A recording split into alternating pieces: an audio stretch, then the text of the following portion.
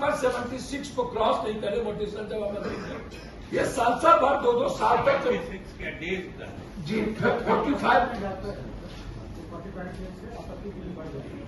नहीं कहा जाता है जो पुराने मामले हैं वो किसी हालत में ऊपर से ये तो ठीक कर है, उसको एकदम देखिए। और हम ये कह देते हैं कि इस सब तरह के मामले जो व्यापक रूप से लोगों को परेशान कर रहे हैं, उसमें मैं अपने लेवल वाला मामला अपने लेवल पर सॉर्ट कर लीजिए। नहीं अगर कोई मैंने डिपार्टमेंट हेडक्वार्टर से कराना हो तो वो हमको लिख के दे दीजिए, हम वहाँ टेकअप कर देंगे। इसमें पूर्णिया सीओ पर आपत्ति पत्र गवर्नमेंट के द्वारा पीठ पत्र आया हुआ है। यहाँ ये बैठ करके अभी भी मतलब गवर्नमेंट उसके खिलाफ है। जलालगढ़ और एक रुपौली सीओ ये जिस तरीके से बात करता है वो आप मैं बता नहीं सकता हूँ। दूसरी चीज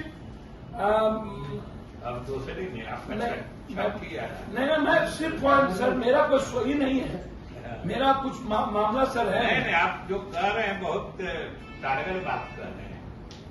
जैसे स्मार्ट मीटर की बात रही सर, गवर्नमेंट का लॉ है कि कोई भी प्रोसेस जो है जबरदस्ती नहीं हो सकता और गवर्नमेंट का नियम भी आ गया कि नहीं आप स्मार्ट मीटर को गो स्लो ऐड करिए। आप स्मार्ट मीटर यदि कोई लगाना चाहता है तो आप लगाइए, ना तो आप किसी को धमका सकते हैं कि आप पर केस होगा, ना आप काट सकते हैं। आप क्या कर रहे हैं, ये एग्जीक्यूटिव बिजली डिपार्टमेंट आतंक हैरारकी पैदा कर रहा है थाना प्रभारी के सामने। मैं 2-3 थाना प्रभारी के बारे में कहना चाहूंगा कि इस बीच में एक है मोहनपुर के थाना प्रभारी, वो 2 व्यापारियों के साथ मारपीट किया, जिस पर पुराने एसपी साहब थे, मैंने उनको भेजा भी, मिले भी और आईजी साहब को भी मैंने कहा कि इस तरह की उनका बिहेव बॉडी लैंग्वेज होता है। एक है बराला के थाना प्रभारी, एक है बर्मन की।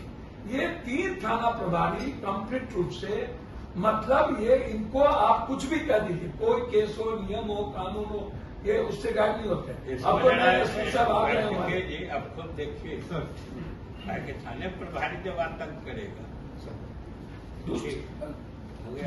स्मार्ट मीटर पर कोई जबरदस्ती नहीं होनी चाहिए, ये मेरा रिक्वेस्ट है। जिनको लगाना हो लगाए, हमें कोई आपत्ति नहीं। हमारे गवर्नमेंट की तरफ से कोई प्रेशर नहीं।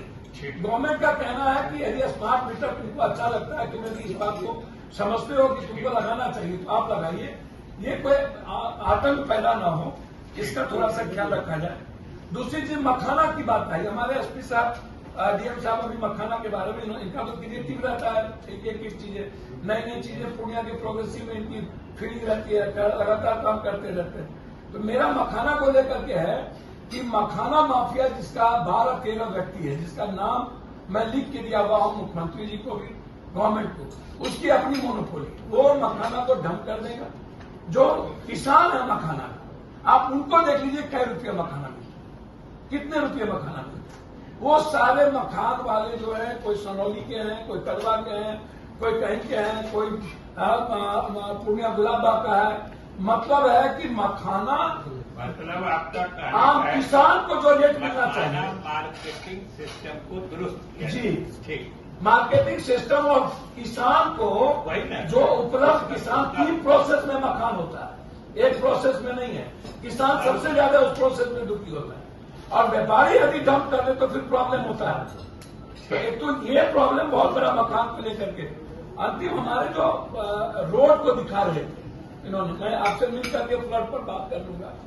मेरा सिर्फ इतना रिक्वेस्ट है, जैसे रुपौली कोसकीपुर का रोड, रुपौली के कई पर्सन है, कई भाग है, जैसे बनमनखी का 2-3 पुलिया भी गया, कई लोकल रोड थे जिसमें जो वो नदियों, इस बार बनमनखी को 5 पंचायत 6 पंचायत को सबसे ज्यादा प्रभावित किया और अमोर को और बायसी को